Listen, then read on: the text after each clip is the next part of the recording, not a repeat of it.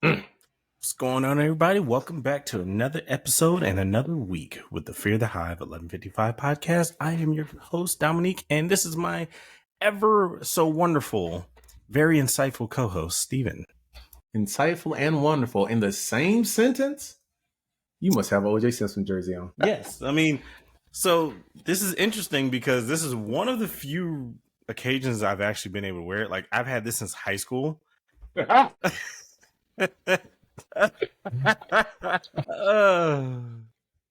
It's sad but true.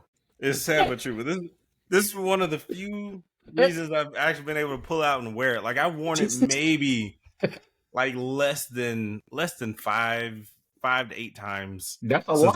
That's a lot. Yes. Hey, in high school, I only pulled it out for like special occasions. What? Okay, I'll bite. What kind of special occasion would warrant and would have acceptable wearing an O.J. Simpson jersey? Just to show that I had it. Oh, man. You know, back in the early 2000s, the throwback jersey was the thing, and the rarer the jersey, the better. Not the O.J. Simpson one. Yes, it was. Yes, it was. Hey, come on, man. We all OJ ain't do it. If the glove don't fit, you must have quit. Oh, you're trying to jump right into it. We'll forget the warm greetings and the question. Well, maybe we'll ask it later as the Pelicans have caught up with the Lakers. But here we go. So you want to jump straight into the OJ? Straight into it. Let's go. First of all, let's be very clear. There's no reason for you to have that jersey. There was no reason for you to have the jersey until 2 days ago. Okay. No reason at all. There's no reason at all. Yes. With all due respect, that murderer rushed for over 10,000 yards. Alleged murderer. Okay. Alleged. I'm going to go with not alleged. Okay, so here's the thing. Not alleged. The show notes clearly... All black people know he did it, all right? But in the eyes of the law, it was alleged. In the eyes of the law, he was acquitted. What are you talking about? OJ was acquitted. Let's okay. So I was listening to Joanne Reed, right? Because I was still in high school when he got acquitted. I remember the day, right? Mm-hmm. Almost slapped a white dude. It was real bad. It was a real bad day. It was a real bad day. He was a friend too, but I was like, OJ's acquitted. I can get away with anything. So, and I remember the trial. I remember watching some of the trial. But here's the thing I don't remember because I was like 16 when that happened, right? Right. Or like 16 when he got acquitted. Joanne Reed made the very fine point that they did not make their case against O.J. Simpson, right? For those of you that don't know, O.J. Simpson is a Hall of Fame running back. He played for like 3 teams.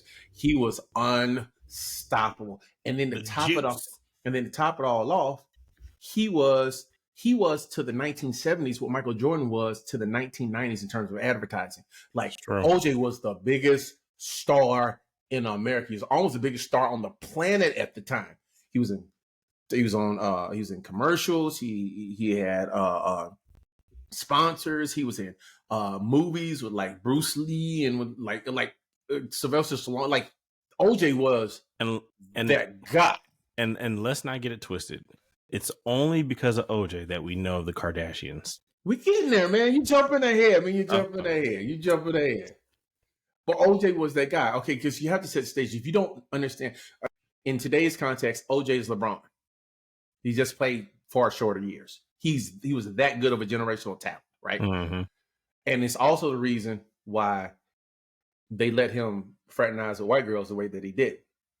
OJ had a type. Mm-hmm. The type was women, lots of them, but particularly the type was women. Women, lots of them, particularly white ones. Okay, so, but then again, OJ was famous for that. He's famous for that line that's in Jay-Z's song, "I'm Not Black, I'm OJ." He actually, that's not like Jay-Z twisting his words. He actually said that, right? And this was like on a paper interview too. This one, because this is 70s. This isn't Facebook, Twitter, TikTok. That somebody caught him. No. He was in an interview. He was like, "I'm not black, I'm OJ," and we were like, "You're still black." Yeah, I was about to say, black, but you'll figure that out soon enough. Yeah, but that saying in and of itself is like, all right, that explains a lot. Well, and it should, right? Kind of like Tiger Woods was like, I'm complacent. Like, no, you're not. And we'll get to Tiger Woods in the second hour. But OJ was that big. And then his wife got murdered, and everybody in the black community knew it was him. We thought he was going to jail. And then we forgot OJ had money. And OJ hired the best legal defense team that money could buy. What's the name? Johnny Cochran, Ed Shapiro, I want to say, and Ed Shapiro, yep, and Kardashian, whatever it is, not Rob, but the old man Kardashian. Yeah, whoever their actual daddy was. Yeah, well, which one of them daddy? Because the first three, I think. No, because the rumor is that Chloe is OJ's. That's the rumor. Possible. Oh yeah. When you think about it, you go, that might be right. Anyhow, Jordan Reed said they did not make the case, and I didn't realize it. But you go back and you look at it, like I know the highlights, and I'm like, oh, I thought that was just a part of the case. She was like, no, they didn't make the case. Like, it was pretty sloppy. Well, okay, so you had the detective on scene, Mark Furman. He pled the fifth when he was asked on the stand whether or not he planted evidence. That's the first thing. He pled the fifth. And I was like, I remember hearing it, but I didn't understand what that meant. He pled the fifth when he was asked on the stand under oath whether or not he planted evidence. That's the first thing. The second thing, the forensic psychologist, the forensic guy, made it very clear that the blood on the sock that they were trying to use as evidence was entered into the sock's fibers from the outside in, not from the inside out. Okay, gotcha. Right, which goes to someone planting the evidence. Also, everybody knows if the glove doesn't fit, you must acquit. Yo, Joy was like, they didn't even test the gloves to see whether or not they were the right size. They had been, even if they were in the size, they were wet and they had been in a locker room and they had molded for months. So they would have shrunk anyway. So either way it went, they were not going to fit. And they gave it to him to do. Oh, and also they said that he could hold, like he could, he was able to take out these people when clearly he had bad arthritis in his hands. So putting that glove on was going to be darn near impossible, even if it did fit. Right. So you put all that together, there's like humongous amounts of reasonable doubt in this thing. And it's which is why he got him off. Yeah, which is why he got acquitted. And it's like, oh man, I didn't even realize. Like the justice system actually worked for the rich guy again. No, I mean seriously, because if he didn't have an all-star, attorney team, that's like the Olympic basketball team of lawyers right there. Yes, it is. Like the defense looked over and was like, man, they thought they was going to win. I know. They thought they were going to. Have you seen the documentaries? Yeah, I remember the documentary. And did you see the FX version? You gotta watch the FX version. Oh, the FX version is freaking great. They over dramatize stuff. They make Marcia Clark seem like a genius and an idiot all at the same time. They make Christopher Darden look like the scapegoat in all of this. Oh my gosh, it was so riveting. Riveting. That's the word of the. It's too early for the word of the day. Like 10 minutes in. Come on. But yeah, no, and it's because of that. Because we all know. Everybody that's black knew that he did it and know that he got acquitted on reasonable doubt because they didn't make their case. Well, no, he got off. That you shouldn't have been ever wearing that jersey. There's no reason for you to wear that jersey. That's the reason. It's whatever. Hey, it's still okay, I got a question for you. It's a nice jersey. You got an R. Kelly jersey laying around somewhere that you just been waiting to pull out? No. What jersey? What jersey? I don't even know how to make an R. Kelly jersey, first off. They got Oh, that's right. That's right. I'm sorry. I keep forgetting. I'm older than you by like a lot. They used to have TP2000 jerseys. Yo, what you talking about? TP2000, the best R. Kelly album? Oh my God. I mean, yes. A double disc that was a double disc for the ages. Oh my gosh. Oh my goodness. Matter of fact, man, there's like go get your no, I'm not. 40% of your generation. Oh, so you have one. Shut up. 40% of your CD. I got it in a CD carousel somewhere in my garage. Matter of fact, when I moved, I saw it. I was like, should I throw this away or would it be worth something? I'm gonna keep it Might anyway. as well keep Never it, know. yeah. You never know. Yeah. But yeah, like there's a whole bunch of people that are like 5-6 years younger than you that are 5 or 6 years younger than you because of that album. Dead up. Dead up. I'm not lying. I'm trying to tell you right now. There's no reason to have a TV 2000 jersey on, or what was it? Chocolate City, Chocolate Factory. Mm-hmm. Yeah, You should not have a Chocolate Factory. No. Knowing what we know now about R. Kelly, the Chocolate Factory takes on a whole new meaning. So we're just gonna leave that where it is. Zinger. I'm just saying. Did you know that O.J. Simpson is one of the main reasons why we have a 24-hour news cycle? Really? Okay. That's news to me. Here we go. So, the coverage of him driving in that Bronco was continuous for hours. Mm-hmm. Right? And all of that, boing, all of that went to support the idea that there's enough news happening that there could be news on all the time. Yeah. Right? Like, a 24-hour news cycle is a recent occurrence by this media landscape, right? Like, I remember a time, you may not remember the time. I remember there was a time where that television just went off. I remember vaguely, yes. Yeah, like they was like, all right, we out. God bless America. That's it. And they turn off. We have families too. Yeah. They play like God bless America, and then it'd be nothing, be static. Mm-hmm. From like, I don't know, it's like 1 or 2 to like 5, 2 to 5:30. America would lose their minds if they did that nowadays.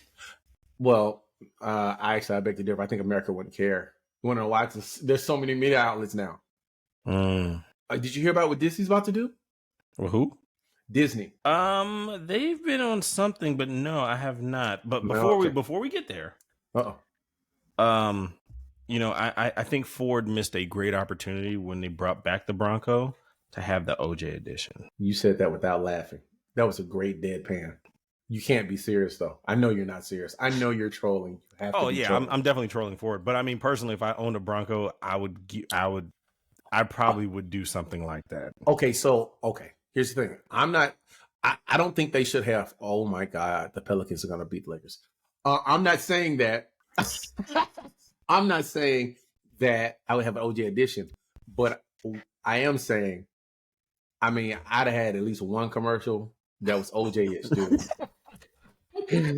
I'm dead up. Like, using the new Bronco and it's white too. I'm like, oh, God. White Bronco. Wife sends her. No. Here goes. Wife sends. It didn't have to be like the souped up edition, right? Wife sends husband. Husband's cooking breakfast. Wife notices they don't have anything to drink. Husband goes, but we can drink water. Wife's like, no, I really want something to drink, and she sends him to the store to get orange juice. And on the way back, he's driving down the 405. Babe, I got the OJ. I can see it right now. Yeah, that's so corny. Honestly, they just missed an opportunity. I think, yeah. I think people would have appreciated it more than would be like, oh my God, complete outrage. It'd have been like, that's a good one. That's a good one. Or like do something for the Super Bowl like that. That would have been a great Super Bowl. No, you couldn't have done that. The NFL would not have allowed it. They would not have allowed it. They're trying to forget OJ right now. They're still trying to. I hate people who don't. I just despise people without a sense of humor. Like, come on, guys. Like, on some level. Okay, here's my thing on comedy. Either all of it's funny or none of it's funny. Whoa. I mean, whether it's your taste or not is the difference. Funny has consequences, right? Whether it's funny or not is almost irrelevant. What are the consequences for making this joke is the actual question. Like, how much of America that would watch like a commercial like this would actually know what they're referencing? All of white America. Okay, all of white America. We got slave movies and all this other stuff. Like, come on, man, whatever. Like, one national event that happened that you guys are slightly upset about. 200 years versus 200 and something years of slavery. Ford would take a tumble in stock price. You have to know that. They're propped up by the government. Who cares? Their stock price is already in the toilet. Okay, that may be the case. I haven't checked in a while. Like, let's not get me started on the fact that I should have bought Ford back in 2010 when it was $4 a share. Shoot, my great grandmother should have bought Ford stock. I wouldn't be working right now. I'm saying, thanks a lot, Grandma. Wow, Dominique's tired and cranky. Didn't see that one coming. God, he's sending shots at Grandma. God, dog. Come on, like, what did I do? All I did was give you candy. But yeah, no. And then watching him is the reason why there's so much content now, because it verified that it was a possibility. And I'm like, man, OJ is like the talent of our generation across the generation before mine, across the board. Mm-hmm. And he, whether you like him or not, he's affected the culture of America so much. Yeah. I mean, hey. Yeah. Ooh, yeah. ASMR. Oh my gosh. You need some serious help. I was sad to hear that he died. I was sad to hear that was very private, the fact that he had cancer, because they was like, yeah, he died. I was like, what? From what? Cancer. I was like, oh, well, wow, nobody knew. It's almost like how Chadwick Boseman. It was like, what? Hey, man, it begs the question that I'm going to ask you now. When's the last time you got a physical? When's the last time you had a yearly checkup? Not too long ago, about six to 8 months ago. Good, my man. You get your vitals checked, right? Get your blood work, check all that good stuff. Yep. Check your PSAs, your A1Cs, your cholesterol. Yep. Hemoglobin, y'all. Okay, good. Yep. Good. I'm glad to hear that. And I'm only saying that because I was talking to a friend of mine earlier. He was like, oh yeah, I had one, in like 2002. I was like, what? So are you trying to die? Yeah. Like, yeah. You don't plan to be here much longer, do you? I'm not saying that you're going to die. All I'm saying is, if your last physical with blood work was in 2002, you're not trying to not die. That's all I'm saying. True. That's all I'm saying. Yeah. And whatever comes up, you're not trying to prevent it at all. Dude, I talked to another friend. And I was like, man, I was telling him, have? I got a few. I got a bunch of associates that live out of town. Talked to him. I was like, I was telling about my body with cholesterol, because I'm like right on the line of taking statins, and I've been trying to avoid it. And I'm really, really close. Like, they prescribed me patents. My doctor's like, I'm gonna prescribe this for you. I want you to take it. And I'm like, I'm not gonna take it. Then he told me his cholesterol, because he just started taking statins, and his cholesterol was much higher than mine. And I was like, oh, I'm good. Like, yeah, no, I'm good. We're okay over here. Yeah, I'm gonna give another 2 months and get my blood work done again, because I don't want to start it and then, because you start them, you can't come off them. But my dad was like, I've been on them since like the late 90s. I was like, God damn. But then again, if he's been on them since the late 90s and he's still alive, technically they be working. Yeah. So yeah. Well, the last time I had my physical and they took my blood work and whatnot. First off, I hate needles. I don't care how big, how small. I hate needles. I'm just not. I'm not that kind of person. Did you cry? No. It's okay if you did. No. I won't judge you much. I don't do any of that. Okay, my issue is I can see blood as long as it's not mine. I don't really care. I get the whole queasy, or like I get real weak and whatnot. Mm-hmm. But then after, and then so I'm like, all right, cool, that's done. Hard part's done. They call me back like 2 days later, be like, Mr. Goins, we didn't get enough. Can you come back? I'm like, no. Like that's your problem. You should have got what you needed when I was there the first time. You get stuck once a year. That's it. You missed your opportunity. You have to wait till next year. Yeah. Well, we can't run the test. Well, I guess you just can't run the test then, huh? Sounds like a you problem, ma'am. I'm sorry. And if something happens to me, it's on you. I gave you the blood I had at the moment. Okay, you didn't take enough? Yeah, it's like you should have overdrew instead of underdrew. I would have known the difference. I was weak. You were about to pass out. You about to pass out anyway. Yeah, I was like, yeah, no, you should. But yeah, okay. Reluctantly, I did go back, but yes. But that's why one of the reasons why, like, health wise, I definitely make sure I keep an Apple Watch and Yeah. my health charts on my phone, blah blah blah. It all syncs up. I'm trying to get my dad to move over to that too, because I'm telling him, my dad's like 65, 66. Definitely at that retirement age. I'm just like, hey man, look, you need to probably get an Apple Watch just to track some of these vitals. Dude, What? Can I tell you why I bought my mother Apple Watch? What? So it was like 4 years ago. 4 years ago, I was coming over to her house to pick up something. I forgot what it was to pick up, but I got to the house and they got a screen door. The screen door is normally locked, right? Normally locked, so it's no big deal. Got there, the screen door was locked. Okay, I ring the doorbell.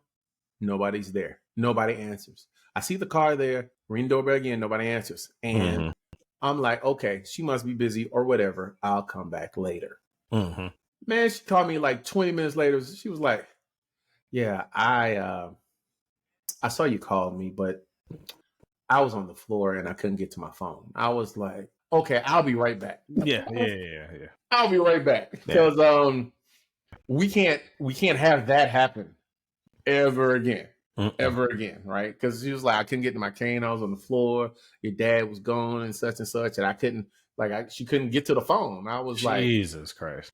I know. I was like, all right, I got something for you. She was like, what is it? You'll see in about 2 hours. I went to the store, got the joint. But I was like, you charge it every night. You put it on when you get out of bed. She said, what does it do? It calls me if you fall again. Fall detection. Yep. So yeah, my dad, he's trying, like, my dad uses an iPhone, but he's, I don't know, hell bent on trying to use like a Google Android watch. I'm like, no. You need the Apple Watch, sir. You're at that age where I'm becoming the parent now. Like, no, you're gonna wear this watch. I need to know what's going on when I'm not there. That very interesting juxtaposition. But, and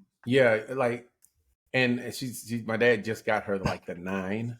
Oh, nice. Right, I got her the 3, the 4, the 5, or the 4, the 5, 6, something like that. 3, the 4, the 5, 4, the 5, 6, something like that. My dad got her the 9 because he was like, it don't hold the charge no more. I was like, all right. He's like, I'm gonna get her a new watch. Does she need one? No, but she wants one. No, I think it's a decent investment. Like, a lot of people say, yeah, like, what is $250? The thing, I like this one I've had for 3 years or so. Which version do you have? Dude, I don't even know. Like, I put it like this: it doesn't even get updates anymore. I got to get a new one.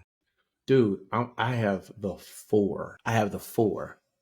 So I am a full 5 products behind. Yeah, I'm about to find out now. Like 18, 15. And here's the funny part. Oh, the 3, Series 3. Yeah. Our former selves would be ashamed of our current selves. Oh, absolutely. Yeah. We were talking so much trash to our current selves. It's ridiculous. My mid-20s, it'd be like, dude, are you serious? If you don't go out there and go buy you a new watch right now. What are you doing with your life? Just call up AT&T, have them send you another one. What do you mean? Call them up. You know how much it's going to cost? Right. It don't matter. It's an Apple Watch. Now, I will say, I think if I'm going to make the jump this time, I'm just going to skip the regular and just go straight to the Ultra. That's the thing. Okay, so for me, the reason I don't have an Apple Watch Ultra is because if I buy an $800 watch, I expect for it to be functional for 10 to 15 years. You know what? You're right about that. I'm not buying that. That's the entire kit and caboodle, right? I got $800. I had another $400. I can go get a bottle. I can. I don't get a. No, seriously, like. Yeah. No, you're right. I can go get a watch that I can wear going forward. A watch. Like I got a couple of them, right? But that's why I hadn't got the Apple Watch. I was like, I can't bring myself to spend that kind of money on a watch that I know in 3 to 4 years is, that's fair. It doesn't work. That's fair. I might wait for the next for the Series 10 to come out and see what happens. Yeah, like see, that's the thing. If I can get the Series 9 for under $200 within the next, 12 months, then I might. Right? Yeah. Then I might. But other than that, I don't see like I need another Apple Watch. Yeah. Need is a strong word. Yeah. But I just very can't justify coughing up that kind of money right now. bro, yeah. Bro. I'm And just every saying, time look, I'm and the every same time way. and every time they on sale, I don't have, you got your, your discretionary fund money. Yep. I don't never have discretionary fund money when they on sale. Not never. That's never. that's the way it always happens. So yeah. But hopefully if they get I think they have an O2 sensor. Which one? I don't know. There's so many. Well, but, so the O2 sensor was actually banned because it's infringing on a patent that some other company had. So what you're saying is I should have got it before they banned the version of it that was infringing upon the patent. That's what I should have done. Kind of, yes. Had I been paying attention, I probably would have done that. Yeah. But yeah, that's the only other reason I would get it. So I don't know. Anyhow, minutia about Apple Watches. OJ did it, but he didn't do it, and he went to jail for stealing his own stuff. And now he's dead. And Khloe Kardashian is OJ's daughter. Yo, I mean, if you like the traffic and rumors, there's a strong case for it, my guy. There's a strong case for it. That's fair. So, but she doesn't look like any of them. So, man. Speaking of drama, the world was completely in a chokehold last week or last 2 weeks when J. Cole responded to K-Dot on that rap beef, on that diss. And then what happened was during Dreamville Fest, which one of these years I'm going to get to, I really wish I would have went during the early times, like the first when it went so big and packed. Yeah. I should have went to the first one, and then I could have said I did it. But during a set on the Dreamville Fest, he apologized, and a lot of people were giving him flack for that. And that's crazy. That's crazy to me. Everybody's like, "Nah, he weak." I'm like, "Well, hold on. There's a generational gap here. Okay, it's a generational gap here. Yeah, and the generational gap is very much in the camp of rap beefs are about art, not about beef. Right. There's also a generation that can't separate the two. It's not about the art. The beef is the beef. Right. And I'm like, okay, I get what J. Cole did. I get what he did. And from an enlightened perspective of personal growth, I support what he did. I do. From a generation that understands that rap beef is art, I'm disappointed that we don't get more art from him. That's all. Yeah. You know what I mean? And it's arguable that J. Cole and Kendrick Lamar, they're both, I would say the best lyricists of their respective generation. I mean, don't sleep. Oh, well, I'll hold my opinions. But yeah, I mean, for me, and I've got a strong at least J. Cole, Fayetteville, 2-6. What's up? What's going on? But yeah, I mean, the fact that he was emotionally mature enough to say, "Hey, you know what? My bad." Or prescient. Like, he was looking at the future going, you know what? This is not about to be. Oh, here's the other take. Maybe he looked at the landscape, knew what was coming. It was like, this is not about to be about art. Could be. I mean, yeah. Because when you look at what's happened since he apologized, none of it is about the art. Yeah. All of it's about the beef. And it's all petty beef. Yeah. I was actually surprised that he responded. Well, I mean, hubris. He said himself, it was hubris. Like it was, but per the culture, he's supposed to respond. Yes. He's just supposed to, and you got to do that. And we understand that. It didn't sit right with him. He didn't want to participate any longer. I clap him up for that. Yeah. Just disappointed. But he was right to be like, you know what? This is not going in the direction that I want to go in. You know what I mean? Like, sometimes you got to save yourself. Yeah. Yeah. And I mean, I think, I got a chance to listen to some of it. I didn't get a chance to listen to all of it. But I mean, one thing I just do like about J. Cole is when he gets on music, he didn't kind of mess around. None of it's like, oh, I kind of just threw this together. Yo, the most thrown together song was this last one. Right. And it was still dope. Yeah. Like it wasn't like it was slouching. He had bars. Yeah. You know? So yeah. When the dude reaches his bag, he reaches pretty deep. Hey, Drizzy reached in his bag too. Yeah. He just wasn't prepared to be called a white boy. I don't think he was prepared for that. Like, how do you? For those of you that his past 10, 15 years, 20 years, getting to this, and it's hard. like, wait, what? You just sent me back. Let's be clear. Drake went in his bag and he went hard at Kendrick. He went hard. It was dope too, right? Yeah. And then Rick Ross said, "Sit down and shut up, you BBL having white boy." That's what he said. I mean, he didn't say those exact words in that exact order, but he used all of those words in some order. In some order, yo. Oh, it's so unbelievably messy from someone who I thought they were like cool. Yeah. Because I mean, they've done a lot of music together. Yeah, I listen to Lord Knows all the time. Like, that's my joint. Oh my God.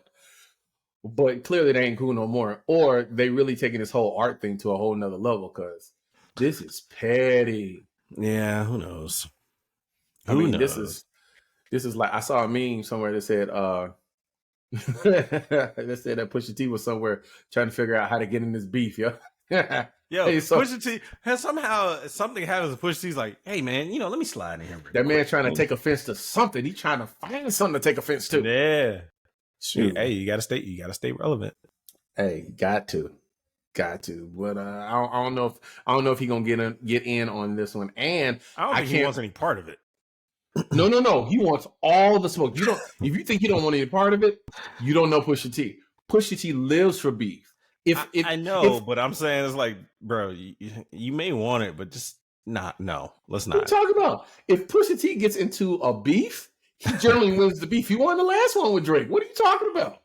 Guess. Well, so he's picking a fight with people he know he can win against. Because everybody forgets that he can win. Like, he's over here like, I'm almost undefeated in rap battles, but nobody recognizes me, so I got to keep picking battles till people recognize that I'm good at this. You know what I mean? Yeah, it's funny, but it's stupid. Hey, that man is like, there's a level of pettiness that Pusha T is on that I don't believe anybody else is on. 50 Cent's probably up there. 50 is high. 50 is very high. On the 50's up there. When you buy the first few rows of tickets at your competitor's concert, so nobody would be there, that's a whole new level of petty. I mean, well, you're right. You're right. 50. His petty level is legendary. No, seriously. Like, it's, when I think about it over the years, anything that would be considered petty multiplied by 10, and 50 has at least thought of it. He's at least thought of it. Yo, when he challenged Floyd Mayweather to read a book, I was like, come on, man. Dude. You remember that? Yeah, no, I remember that. That's what I'm saying is that's one of those things where it's like, hey, we all know that Floyd can't read, but you don't say it. That man said, if you read A Cat in the Hat, I'll give you. And live on what was it on? It was Twitter. It wasn't Twitter Spaces at the time. It was something else. But it was just live. Like, what's the first thing that went live? It was like, if you read Cat in the Hat live, I'll give your favorite charity $1 million. Look. If my name was Floyd Money Mayweather, I'd be like, well, you just don't know who you messing with, because I'm about to read this book. Here's the sad part. I don't think I'd have been able to read. First of all, the Cat in the Hat is not an easy book to read, homeboy. It's not. It's not. Like, I read some of my books to my kids, and I'm like, what? Yo, man, that don't make sense. Look, when you finish reading a Dr. Seuss book and you only have like 2 errors, don't you feel like the greatest? Yeah. Yo, like I've been reading through Green Eggs and Ham, and I've read it so often that like I be rating my performance, right? But anytime I have like 2 errors, I'm like, yo, I'm like, I won a championship. That book is hard as crap, yo. I don't be reading it slow too. I'll be reading it in cadence and whatnot.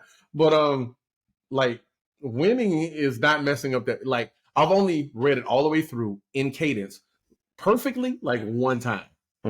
Yeah. Like, one time. You gotta have energy for that, because You got to be focused too. That man, Dr. Seuss had bars, but his wordplay, man, mess you all up. Yeah. I mean, it's been plenty of books like that I've read to my kids, and I'll start reading. I'm like, okay, yeah, we're in a good. What do you mean? I got like 30 pages left. All right, we're gonna skip to this page. All right, yeah. Fox and Socks is another one. I've never read Fox and Socks without an error. I hate that. I love it and I hate it. That book is hard as crap, especially if you're trying to read it with pace. Oh my God. It's the worst. And speaking of reading, we started doing monetary affirmations at church. Oh, okay. Which is not new to me. It's just, this is one of the first churches I've seen do that in recent times. And the one that I used to... Huh? What form is that taking on? I'm curious. What do you mean? What form? Like what the monetary affirmation? What does that mean? Because some people may not know what that means. Okay, yeah. It's basically like a declaration that the entire church says to kind of bless and reiterate the reason why they're giving. And so I'm a generally fast reader. So my pace for reading, it flows. So it's weird because it's like as I'm reading it, my eyes are ahead of the words, and it's just basically my mouth is just following. So I read it in front of everybody at church. So I got the microphone and all that. And first off, I don't even like the sound of my own voice. So it's it's odd to me to hear it out of a speaker system. But then, because you're reading it in a group setting, you kind of have to go slower for everybody to kind of read. Bro, okay. You got your I'm only laughing because okay. I've had the unique experience of creating something that's read in a group, particularly in a church setting, for which I have to determine the cadence for. So I understand what you're saying and how frustrating it is to find a cadence that everyone will coalesce around. Yeah. And keep, right? Yeah. Because the cadence that you choose to read out loud to everybody else is not the cadence that you would read while you're reading it yourself out loud. It's not even the pace. It's like a pause every 3 to 4 words, and you got to do it the same way every time, or somebody's just gonna mess it up. And it ain't gonna be like the new people. It's gonna be like your regulars mess it up because you did it the wrong way. Yeah. And so what gets me is I'm sitting there like in my head, I already finished the page, and I'm just like, come on, guys. Well, y'all hurry up. Like, let's go. Let's get this done. Like, no. What are you still on the second line for? Because they're reading it together, and anything that's done together is done relatively slowly. Well, I put it like this: they have a couple Sundays to get this right, or when I'm done, I'm done. Okay. So you can do that, or you can input some devices to speed up the cadence. Right. Okay. So I noticed this when people are singing "Happy Birthday." Everybody has a different tempo for "Happy Birthday." I'm talking about not the Stevie song, but the bland song. Everybody has a different cadence, right? Yeah. And so what I end up doing is, I hate the slow one. I end up popping them. They'll be like, "Happy birthday to," like, "Happy birthday to you, happy birthday." Like you got to get them moving, because if they don't know what the beat is, it becomes a ballad, and nobody wants a ballad sung to them for their birthday. That's true. But same thing with that. Like you got to figure out, your mnemonic devices to get them flowing, or else it's going to take forever. Well, speaking of this, slight subject change. I know it's not on the notes, but I got an interesting question for you. Forget about the notes. So, as an adult, how did you know that you were going to essentially, quote unquote, make it? Number 1, I'm not an adult. Number 2, I'm still not sure. Number 3, we'll see. Okay. We'll see. Okay. No, I tell you when I knew that I was closer to making it than I've ever been in my entire life. When I started turning down jobs that 10 years ago I'd be salivating for. That's how I knew. Like, in the last 3 years, I've turned down more jobs making more money than I'd ever made in my life, simply because either they didn't fit, or it wasn't the right environment, or the money wasn't right. Like, this is going to sound real bad. over the last 2 years, I've turned down probably 13 jobs making $100,000. Not a good fit. Not That's location. Can't work from home. $1.3 million, man. At least. Not they only offer me $100,000. Like I just flat turned down. Like no, like that doesn't that doesn't work. And not being mean, like I'm over here referring people that I know to these positions. Like, hey, I used to work for so and so, and but that's when I knew I was closer to making it than I had ever been. When I started entertaining interviews for jobs making over $150,000, I was like, I might be okay in a couple years. Look, I might be okay in a couple years. I might be okay in a couple years, right? Yeah. So, but also, and when I began having a evening routine in my house, right? Like I forced, right after COVID was over, I started forcing everyone to have dinner together with no phones. And we would sit and we would talk about our day. Like some old, throwback at 80 sitcom. Yeah, back in the day. Right? We sit down, we ain't got no phones, we're talking about our day. Everybody goes around the table. I ask each one of my kids, how was your day? And let them talk. And I ask my wife, how was your day? And then they ask me, I tell them how my day was. And we would do that. And at first it was like pulling teeth because nobody wanted to tell me about their day. Nobody wanted to sit down and talk. Everybody wanted to be on their phones. Then it became such a staple within the house that like I would sit on my phone and just record because dinner time became so hilarious. Like I'd be hearing about what happened during their day, and it'd be comedy. Like my daughter, she told me last year about how she had started a business. I'm like, you're in 5th grade, we need to start a business. Oh yeah, I started a business. The kids at my school, they like to get married on the playground, so I charge them. She's like, I charge them to set up their weddings. Wait, what? That's funny. Yeah. So I was like, so who gets married? This is a bunch of them. They always get married and stuff. It's like, do you get married? It's like, nah, I ain't got time for boys right now. I'm making money. Oh, okay. All right, cool. We're good. Yeah, I think we're cool. And then, I talk to Silas. Silas be like, yeah, such and such drop kick, such and such on the playground today. I'm like, yeah, what we all playing? He was like, they were playing drop kick the girl. I don't play that game because I like girls. Oh my God.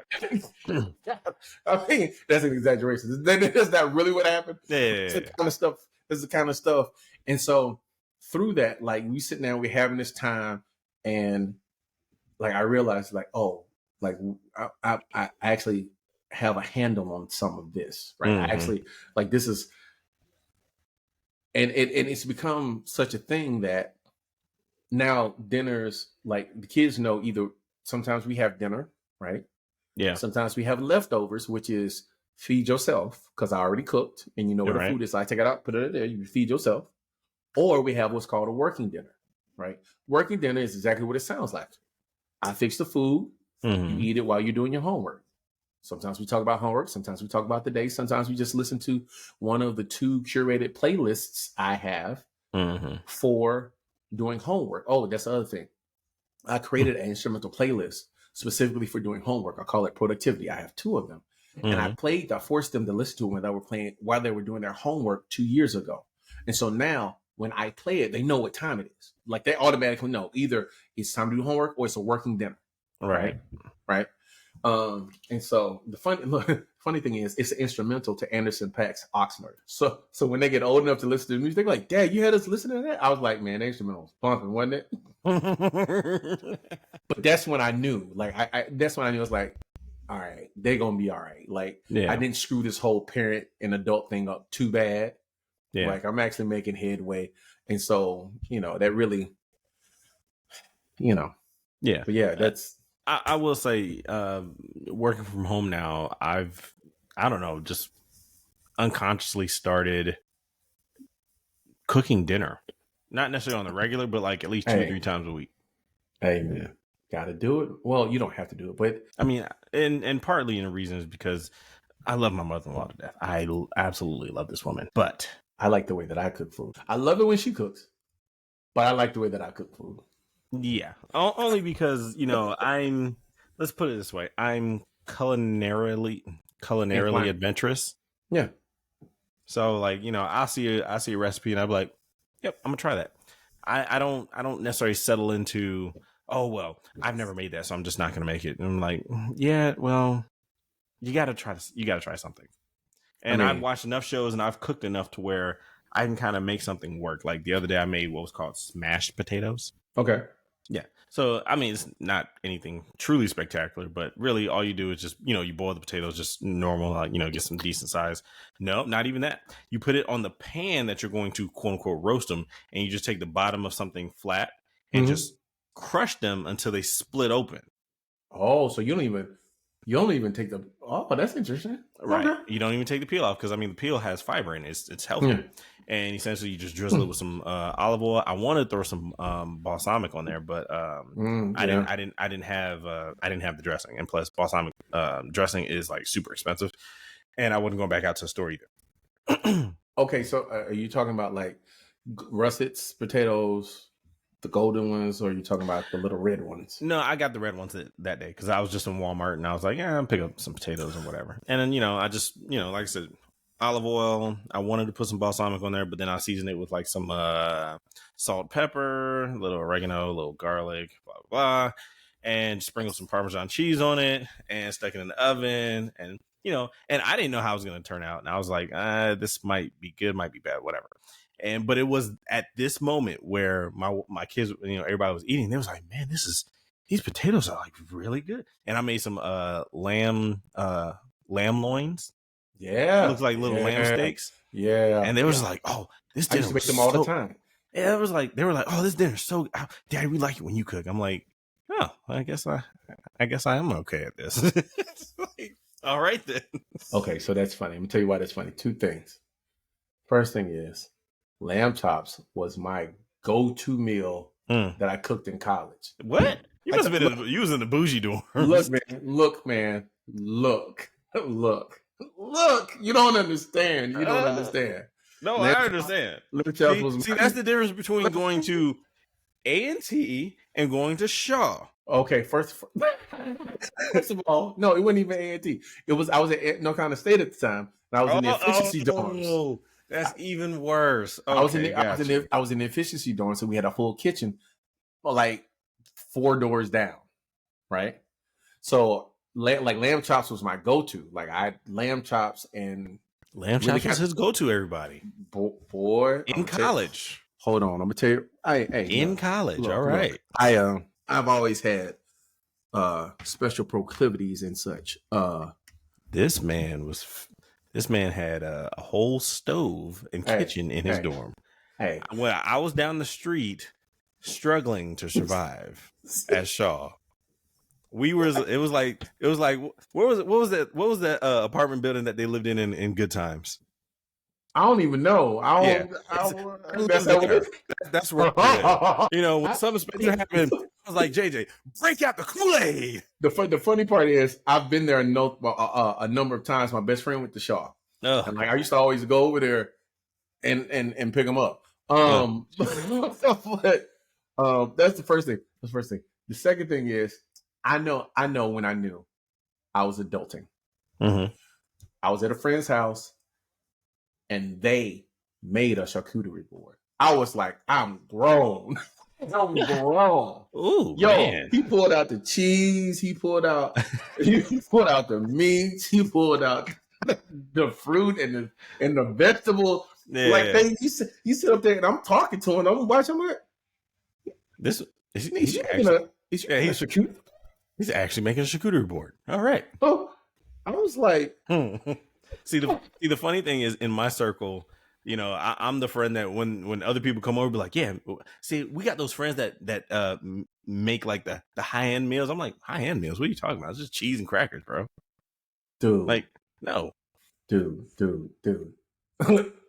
One of my buddies, you remember Derek? Yeah, his wife for his birthday ordered him she didn't. I said it's real bad. She hired the services of a chef to come in. I want to do that. Okay, she hired a chef to come in. I want to do that. This dude cooked. Yeah, he had like 7 courses. Yeah, that's it right there. When I tell you, I was like, I need to step my game up. Yo, for dessert, he made this thing. It was a roasted pear with mascarpone. Ooh. Oh, Dominique. Yes, oh, Lord. Oh my goodness. When I tell you, I'm on. Yeah. The very next payday, because I wasn't balling then. The very next payday I went and I found the recipe and I made it. Oh my gosh. It wasn't as good as when he made it, but it was still good. But when he made it, I was like, I had to see some pictures, y'all. I was like, oh, so we can do this as adults, huh? Oh, okay. All right. Yeah, I'm with that because like I've told the wife plenty of times, like one of these days, I'm gonna just have a chef here for the entire day and he's just gonna make food. Hey man, this is your kitchen. Do what you want. We got you for the day. I don't care. Just make sure it's good. One of my buddies was like, "Yeah, I rented a yacht for me and my wife's honeymoon in the Greek Isles." Wait, what? I said, "Wait a minute. So how long you stay on the yacht?" He was like 3-4 days. You had a captain? Yeah. And a chef? Yeah. I was like, yeah. His housing, his vehicles are paid for. All I know is because I cannot in good conscience. Hold on.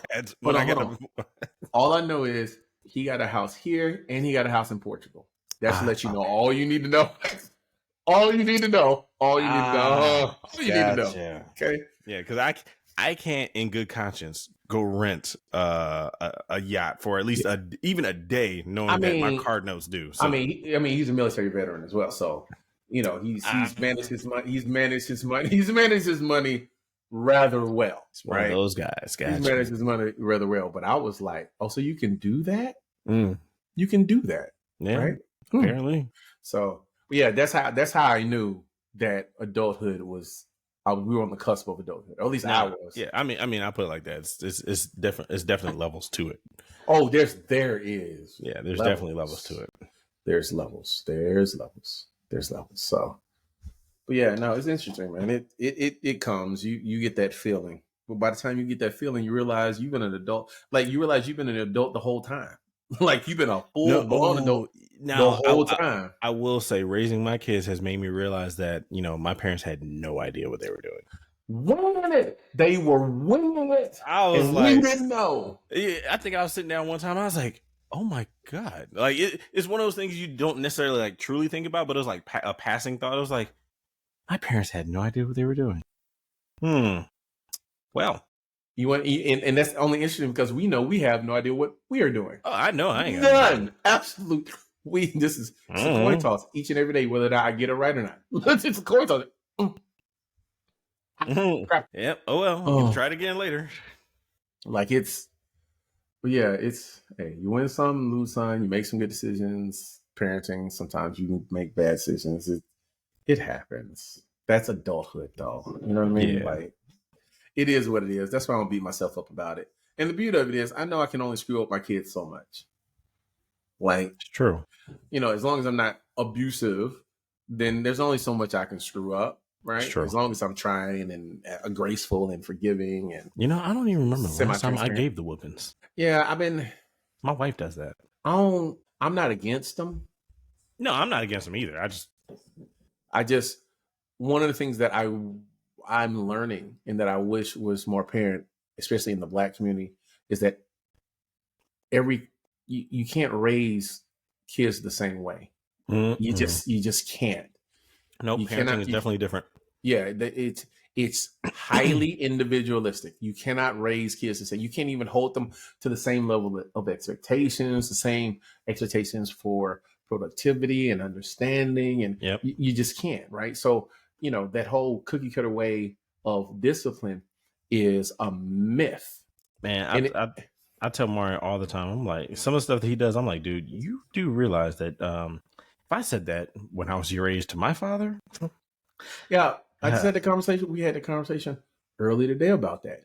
But even beyond that, it's like I try to tell them you can't compare yourself to your brother and sister. Y'all are not the same. No, Like which I means can't. parenting's not the Yeah, same. I can't parent you the same. Like Yep. you not. It just doesn't work, and it's not fair to either of you, right? Yeah. And I just wish that more parents would be more willing to put forth the effort to parent each child in the way that they need to be parented, not in the best way that they think a Right. parent should parent, right? Because Like you do have that one kid be like, you know what, this one only responds to whooping. So all right, cool. yeah, like you know, you got some kids that they don't respond to whoopings at all. They don't respond to punishments or any of that stuff. What they respond to is disappointment. And if you don't Yeah. ever say anything positive to them, you'll never have a place for which Yeah. to provide constructive criticism and know that they have disappointed you, therefore fueling change in their life. Like Yeah. they're all such Rubik's cubes, man. Like, Mm-hmm. and they change. So you think you know them, or you think you got a handle, and then you don't.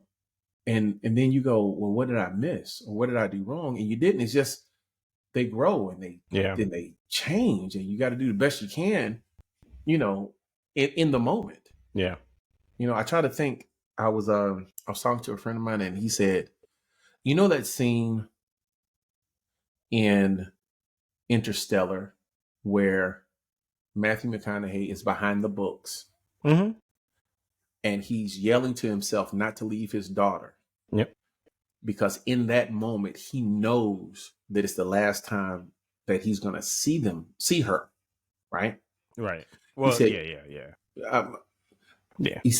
He said, you need to be a parent that acts like they know that about each moment that you're with your child. Like, be present as if you're looking at yourself and knowing this is the last time you're going to communicate with your child.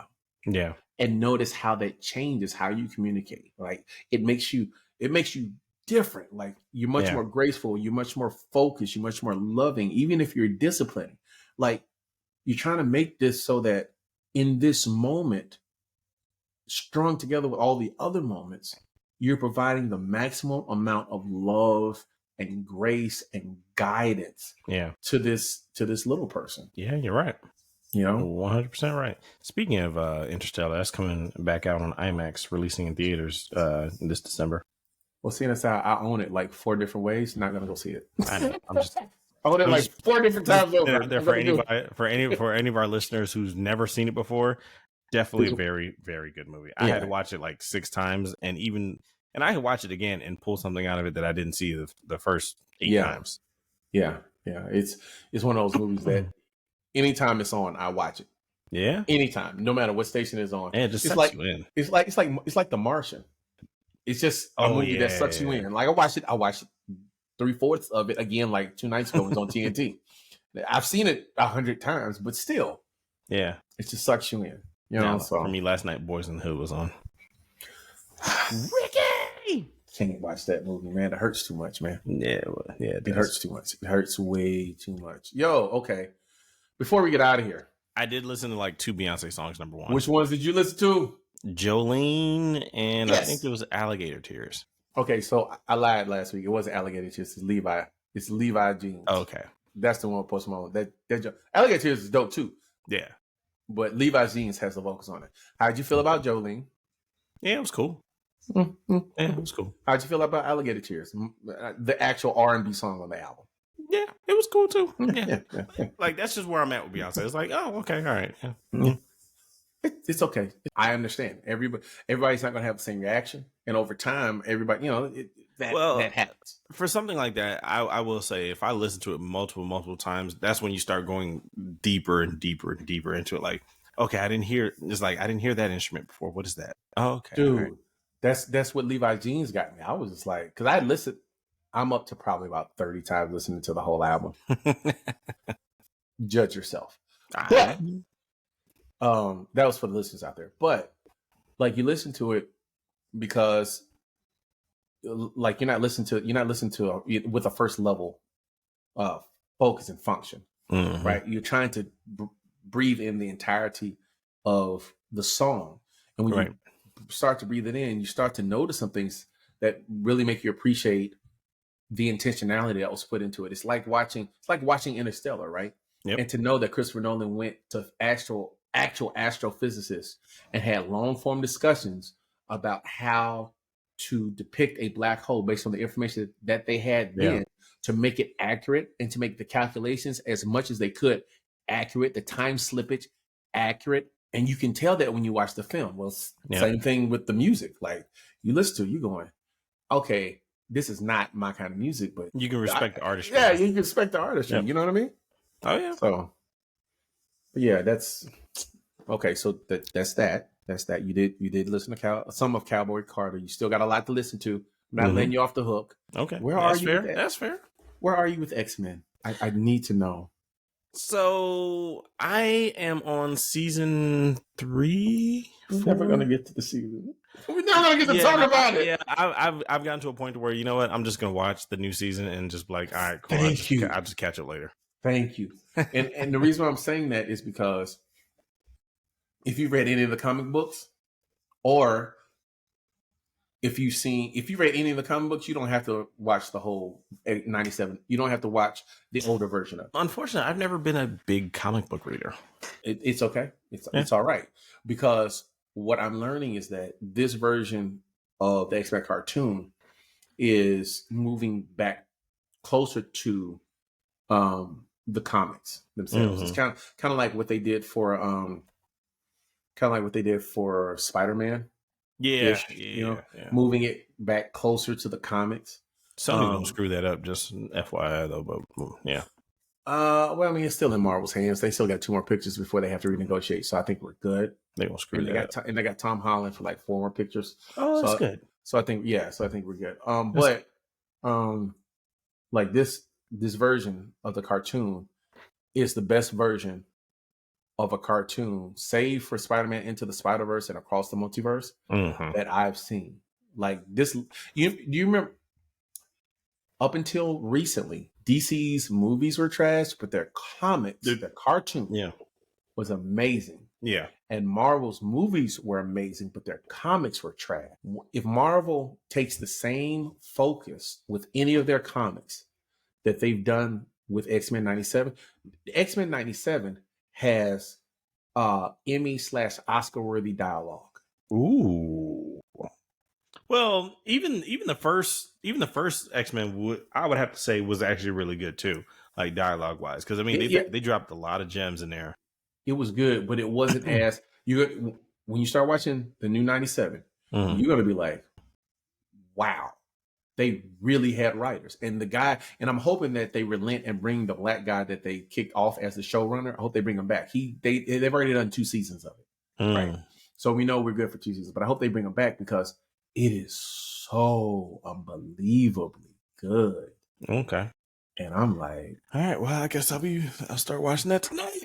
Hey man, it's good. And seeing as how Invincible is now off, the season's over, I might kick Invincible to the curb. Like I can't get 4 episodes every 12 months. That doesn't work for me. I don't care what the climate. That's a horrible release schedule, number one. That's a horrible release schedule. Like I only respect 2 release schedules. You either drop them all at once and let me pick one to watch them, or you drip feed me like once a week. That brings me back to Disney. What Disney's about to do is they're about to create continuous channels for specific content. I think that's the reason why they bought Hulu.